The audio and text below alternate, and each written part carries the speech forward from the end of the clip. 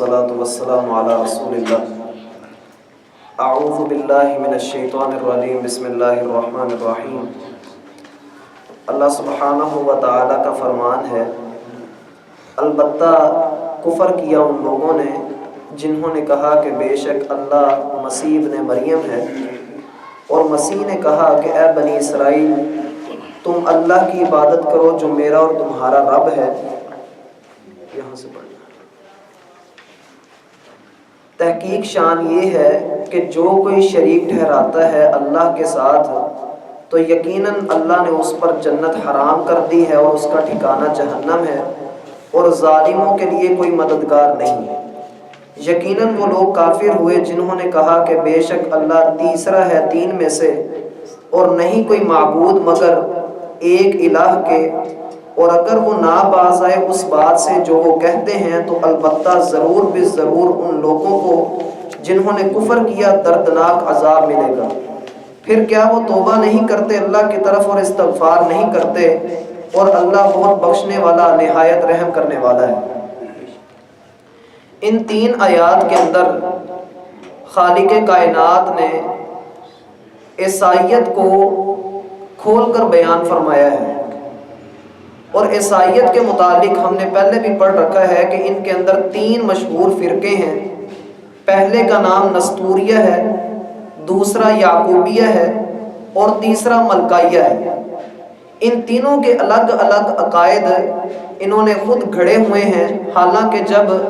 عیسیٰ علیہ السلام ان کے پاس تشریف لائے تھے تب ان کو ایک اللہ ہی کی دعوت دی تھی، لیکن ایک اللہ کی دعوت دینے کے باوجود ان لوگوں نے کفر کا راستہ اختیار کیا اور اللہ رب العزت کی بغاوت کر دی۔ ہوا یہ تھا کہ ان کے اندر جو تین فرقے بنے ہیں، ان تینوں نے جو عقائد بنائے ان میں سے دو فرقوں کا ذکر اللہ رب العزت نے یہاں پر کیا ہے۔ پہلا فرقہ ہے وہ یہ کہتا تھا ان اللہ هو المسیح ابن مریم، جو اللہ ہے وہی مسیح ابن مریم ہے، یعنی ان کا عقیدہ یہ تھا کہ عیسیٰ اور اللہ دونوں ایک ہی چیز ہیں، اور نعوذ باللہ انہوں نے یہ کہا کہ اللہ جو تھا وہ عیسیٰ بن کر انسانوں کے درمیان آ گیا۔ اور جب یہ عقیدہ انہوں نے گھڑ دیا، عیسیٰ علیہ السلام کو اللہ بنا لیا اور اللہ کے برابر کہہ دیا، تو ایسے لوگوں کو اللہ رب العزت نے ارشاد فرمایا کہ اِنَّهُ مَن يُشْرِكْ بِاللَّهِ فَقَدْ حَرَّمَ اللَّهُ عَلَيْهِ الْجَنَّةَ وَمَأْوَاهُ النَّارُ، جو اللہ کے ساتھ شرک کرتا ہے اللہ نے اس کے اوپر جنت حرام کر دی ہے۔ اور عیسیٰ ابن مریم رضی اللہ علیہ السلام نے جب یہ بات سنی کہ لوگ مجھے اللہ کے برابر قرار دے رہے ہیں، مجھے اللہ کہہ رہے ہیں، تو انہوں نے کہا اعبدوا اللہ ربی و ربکم، اور اللہ کے بندو اللہ کی عبادت کرو جو میرا اور تمہارا رب ہے، جو میرا اور تمہارا پالنے والا ہے۔ یہ نہیں میں تو خود اس کا بندہ ہوں، میں خود اس کا محتاج ہوں۔ اگر میں ہی اللہ ہوں تو پھر یہ بتاؤ کہ میرے پیدا ہونے سے پہلے دنیا کا نظام کس طرح چل رہا تھا، دنیا کو کون چلا رہا تھا؟ میں تو خود پیدائش میں اپنی ماں کا محتاج تھا، اللہ رب العزت نے مجھے میری ماں کے پیٹ سے نکالا ہے، اس نے مجھے کھلایا پلایا بڑا کیا، مجھے جوانی دی، میرے جوڑ مضبوط کیے، میرے ہاتھ کو پکڑنے کی قوت دی، میرے پاؤں کو چلنے کی طاقت دی، تو پھر بھی تم لوگ مجھے اللہ کہہ رہے ہو، حالانکہ میں خود اللہ کا محتاج ہوں۔ اور لوکا کے اندر اور متا کے اندر جو ان کی مین مذہبی کتابیں ہیں ان کے اندر اگر ہم پڑھ کر دیکھیں تو وہاں پر بھی عیسیٰ علیہ السلام کے اقوال ملتے ہیں کہ انہوں نے کہا تھا کہ خداوند یہ کہتا ہے کہ تو اپنے رب کی عبادت کر اپنے مرنے تک، اور اگر تو رب کے ساتھ کسی اور کو شریک ٹھہرائے گا تو دنیا میں بھی تیرے اوپر تنگی کر دی جائے گی اور آخرت میں بھی تجھے جہنم کے اندر ڈالا جائے گا۔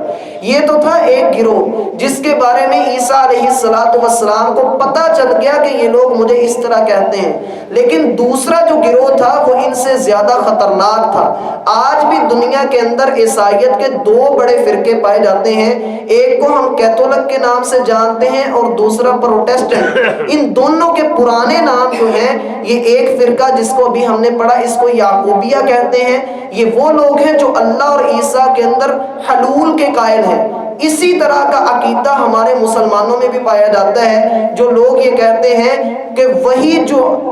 مستوی عرش تھا، وہی جو مستوی عرش تھا خدا ہو کر وہی جو مستوی عرش تھا خدا ہو کر اتر پڑا مدینہ میں مصطفیٰ ہو کر. نعوذ باللہ من ذالک کہ اللہ رب العزت کو مصطفیٰ بنا دیا ہے، جس کے بارے میں اللہ سبحانہ و تعالی نے کہا کہ لا الہ الا ہو،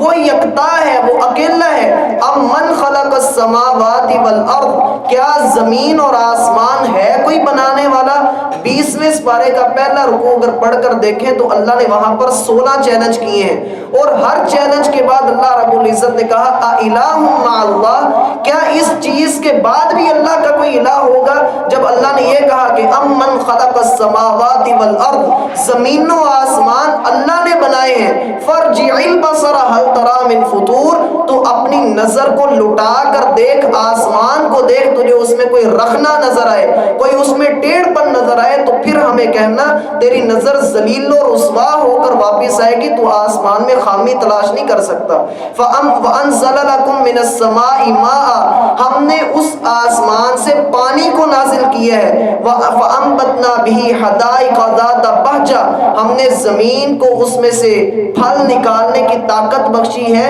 اِلٰہ مع اللہ، کیا اب بھی کوئی ایسا ہے جو اللہ کی اس طرح سے برابری کر سکے؟ کوئی اللہ رب العزت کی طرح کی کوئی زمین یا آسمان بنائے، پھر اپنے آسمان میں سے وہ اللہ رب العزت کی طرح بارش برسا کر زمین میں سے پودا اگائے؟ اِلٰہ مع اللہ، کیا ابھی بھی کوئی ایسا کر سکتا ہے؟ بل ہم قوم یعدلون، تم لوگ عدل نہیں کر رہے، تم لوگ ایسے ہو جن کے اندر عقل کے نام کی کوئی چیز ہی نہیں ہے. یہی بات ہمارا مسلمان کرتا ہے کہ نہیں جی اللہ اور مصطفیٰ علیہ السلام دونوں ایک ہی چیز ہے، جبکہ اللہ فرماتے ہیں کہ نہیں، وہ الگ ہے، وہ یکتا ہے، وہ کیسا ہے ہم اس کا ادراک بھی نہیں کر سکتے. اور پھر کسی نے اس سے بھی آگے بڑھ کر صرف اللہ ہی کو نہیں اور مصطفیٰ علیہ السلام کو نہیں، بلکہ جو کوٹ مٹھن کے بابا فرید رحمت اللہ علیہ گزرے ہیں ان کو بھی اللہ بنا دیا اور کہا چاچڑ وانگ مدینہ کوٹ مٹھن بیت اللہ، ظاہر وچ فریدن باطن وچ اللہ. اس طرح کی غلط بات کر کے نعوذ باللہ اللہ رب العزت کو کہاں سے کہاں کھڑا کر دیا. اسی لوگوں کے بارے میں اللہ رب العزت فرماتے ہیں ما قدر اللہ حق قدری، ایسے بدبخت ہیں کہ اللہ رب العزت کی ویسے قدر نہیں کی جیسی قدر کرنے کا حق ہے. اور جن لوگوں کے آگے جا جا کر اس طرح کی باتیں کی جاتی ہیں، چاہے وہ نبی ہی کیوں نہ ہو، جب اللہ ہے تو وہ اللہ الگ ہے، اللہ یکتا ہے، نبی سارے اس کے در کے فقیر ہیں. خود رسول اللہ صلی اللہ علیہ وسلم نے ارشاد فرمایا مجھے عیسیٰ علیہ السلام کی طرح بڑھا چڑھا کر اللہ کے برابر نہ کر دینا، جیسے لوگوں نے عیسائیوں نے ان کو اللہ کے برابر کر دیا. اللہ لعنت کرے یہودیوں پر اور عیسائیوں پر کہ انہوں نے اپنے انبیاء کی قبروں کو سجدہ گاہ بنا لیا، انہوں نے عیسیٰ علیہ السلام کو اللہ کا بیٹا قرار دیا. اللہ فرماتے ہیں وَقَالُ اتَّخَذَ الرَّحْمَنُ وَلَدًا، یہ خبیث کہتے ہیں کہ اللہ کا کوئی بیٹا ہے. لَقَدْ جِئْتُمْ شَيْئًا إِدًّا، تم بڑی گندی بات کر رہے ہو. تَكَادُ السَّمَاوَاتُ يَتَفَطَّرْنَ مِنْهُ وَتَنشَقُّ الْأَرْضُ وَتَخِرُّ الْجِبَالُ هَدًّا، قریب ہے کہ تمہاری یہ بات سن کر زمین پھٹ پڑے اور آسمان شق ہو جائے اور پہاڑ گر پڑے کہ تم لوگ اللہ کے بارے میں اتنی گندی بات کہتے ہو کہ اللہ کی کوئی اولاد لم یلد ولم یولد، نہ وہ کسی کی اولاد ہے اور نہ اس کی کوئی اولاد ہے. جب اللہ کے بارے میں اس طرح کا عقیدہ مسلمان کو رکھنے کا حکم ہے تو ایک مسلمان اٹھ کر یہ کہے کہ فَقَانَ قَابَ قَوْسَيْنِ أَوْ أَدْنَىٰ، کہ محمد صلی اللہ علیہ وسلم اور اللہ اس قدر قریب ہوئے کہ ہک ہے جڑا ہک نو ڈو جانے اور کافر تے مشرک ہے. اس طرح کے عقیدے جب مسلمانوں کے اندر آ جاتے ہیں تو پھر گمراہیاں انسانوں کا مقدر بن جاتی ہیں. اللہ ایک ہے، اللہ یکتا ہے، وہ وحدہ لا شریک ہے، اس کی کوئی مثال ہو ہی نہیں سکتی. اللہ رب العزت یہی تو بات ارشاد فرماتے ہیں الہم ارجل یمشون بہا، کیا تم اللہ کے علاوہ جس کو پکارتے ہو، جس کی قبر پر جا کر یا جس کے مزار پر اور در پہ جا کے تم سر جھکاتے ہو، کیا اس کا کوئی پاؤں ہے جس کے ساتھ وہ چلتا ہے؟ ام لہم ایدی یبطشون بہا، کیا اس کا کوئی ہاتھ ہے جس کے ساتھ وہ پکڑتا ہے؟ ام لہم اعین یبصرون بہا، کیا اس کی آنکھ ہے جس سے وہ دیکھتا ہے؟ ام لہم آذان یسمعون بہا، کیا اس کے کوئی کان ہیں جس سے وہ سنتا ہے؟ نہیں، یہ قل ادعوا شرکاءکم من دون اللہ ثم کیدون فلا تنظرون، یہ تم نے اپنے بنائے ہوئے معبود گھڑے ہوئے ہیں، تم ان کو کچھ بھی نہیں سنا سکتے۔ وما انت بمسمع من فی القبور، جو قبر میں ہے تو اس کو سنا ہی نہیں سکتا۔ یہ بات پکی ذہن میں رکھ لیں کہ ہماری پکار جو قبر کے اندر موجود ہے اس تک نہیں پہنچ رہی۔ وہ منو مٹی کے نیچے جا کر کیسے اتنی کرنی والا بن گیا؟ کیا شیخ عبد القادر جیلانی رحمت اللہ علیہ، جن کو اللہ رب العزت نے عبد القادر سے عبد القادر جیلانی بنایا، اور انہوں نے دین کی اس قدر خدمت کی، اور انہی کی کتاب غنیۃ الطالبین جس میں توحید کا اچھا خاصا لیکچر موجود ہے، کیا ان کو پکار کر یہ کہا جائے کہ یا عبد القادر جیلانی شیئا للہ، سارا کچھ آپ ہی کے لیے، یا قادر اور عبد القادر میں کوئی فرق نہیں ہے؟ اس طرح کی بات کر کے انسان جس شرک کا ارتکاب کرتا ہے، چاہے وہ خود یہ کہے کہ نہیں میں ان کو اللہ کے برابر نہیں قرار دیتا، لیکن اپنے الفاظ سے وہ شرک کر رہا ہے، چاہے وہ جتنا مرضی عبادات میں لگا رہے۔ اللہ رب العزت نے ارشاد فرمایا تھا، حدیث قدسی ہے کہ اے ابن آدم، تو زمین و آسمان گناہوں کے برکے لے آ، ہم اپنی رحمت سے تیرے سارے گناہوں کو معاف کر دیں گے، شرط صرف یہ ہے کہ اس میں شرک نہ ہو۔ اگر رائی کے دانے کے برابر بھی شرک ہوا تو تباہ و برباد ہو جائے گا۔ اللہ معاف نہیں کرے گا شرک کو، باقی گناہ اللہ رب العزت کہتے ہیں میں معاف کر دوں گا، لیکن جو بندہ شرک والے راستے پر چل پڑے گا، عیسائیت کو دیکھ لیں اللہ رب العزت نے کہاں سے کہاں تک پہنچا دیا۔ اور کل قیامت کا جب دن ہوگا، اللہ فرماتے ہیں اذ قال اللہ یا عیسیٰ انی متوفیک ورافعک الیہ، کہ اے عیسیٰ علیہ السلام ہم نے آپ کو آسمانوں کی طرف اٹھانا ہے، اور جب آسمانوں کی طرف اٹھانے کے بعد دنیا میں ظہور، اور ظہور کے بعد جب ان کو موت آئے گی، قیامت کا قائم ہونا ہوگا، اللہ رب العزت جب ان کو اور ان کی والدہ کو اٹھائیں گے تو پوچھیں گے کہ اتخذ الہا من دون اللہ، کیا تم لوگوں نے لوگوں کو حکم دیا تھا، اے عیسیٰ اور اس کی والدہ تم دونوں یہ بتاؤ کہ کیا تم لوگوں کو حکم دے کر آئے تھے کہ اللہ کے علاوہ ہماری عبادت کرنا؟ یہاں پر عیسیٰ علیہ السلام کو پکڑ لیا جانا ہے۔ جب اللہ یہ پوچھیں گے کہ بتا تو نے اور تیری ماں نے لوگوں کو یہ دعوت دی تھی کہ اللہ کو چھوڑ کر ہم دونوں کی عبادت کرنا، تو آگے سے کہیں گے اللہ نہیں، اے اللہ ایسی بات نہیں ہے، انک انت علام الغیوب، اے اللہ تو چھپے ہوئے رازوں کو جاننے والا ہے، فلما توفیتنی کنت انت الرقیب علیہم، اے اللہ جب تک میں زندہ رہا میں اسی بات کا پرچار کرتا رہا کہ تو یکتا ہے، میں نے تیری توحید کی دعوت دی، اور جب تو نے مجھے اپنے پاس بلا لیا تو تو ان کو خود دیکھ رہا تھا، میں ان کو نہیں دیکھ رہا تھا۔ انت الرقیب علیہم وانت علی کل شیء شہید، اے اللہ تو ہر بات پر خود گواہ ہے۔ تب وہ کہیں گے ان تعذبہم فانہم عبادک، اے اللہ تو ان کو عذاب دینا چاہتا ہے تو یہ تیرے ہی بندے ہیں،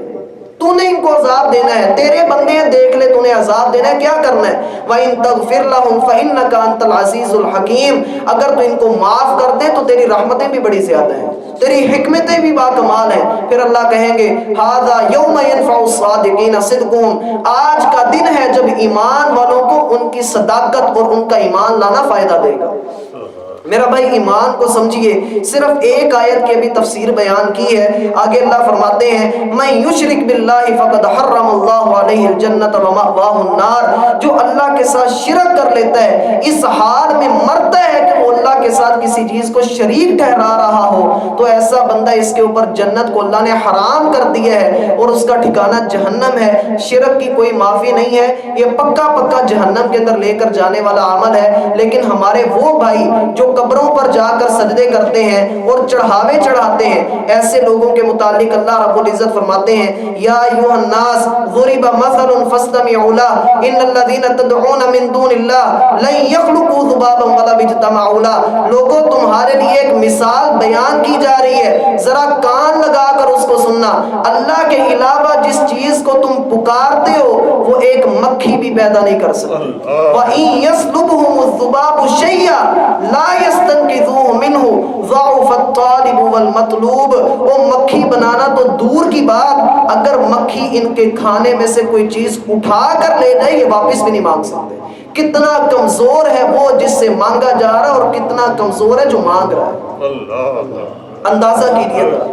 کہ وہ بت یا وہ قبر کے اندر پڑی ہوئی لاش جو اپنے جسم سے مکھی تک نہیں ہٹا سکتی، جو قبرستان جانے تک انسانوں کی محتاج ہے، وہ قبر کے نیچے جا کر کیسے اتنی کرنے والے بن گئے. میری سمجھ میں نہیں آتا کہ لوگ کیسے اس طرح کے عقائد گھڑ لیتے ہیں. کیسے ایسا ہو جاتا ہے کہ کوئی قبر کے اندر جا کر منو مٹی کے نیچے جا کر اتنی کرنے والا بن جائے. عقل اس بات کو نہیں مانتی، اور دین عقل کے اوپر رکھا جائے تو دین پھر سمجھ بھی آتا ہے. عقل استعمال کی جائے تو دین کے اندر اللہ رب العزت پھر سمجھ بوجھ بھی عطا فرماتا ہے. اللہ رب العزت ہمیں ان چیزوں کو سمجھنے کی توفیق عطا فرمائے، ہمیں شرک جیسی گندی عادت سے محفوظ فرمائے، اور اگر ہم شرک کے چور راستے کے اوپر چل رہے ہیں اللہ رب العزت ہمیں اس سے بھی چلنے کی جو ہے بچنے کی توفیق عطا فرمائے. سبحانک اللہم و بحمدک اشہد ان لا الہ الا انت استغفرک و اتوب الیک.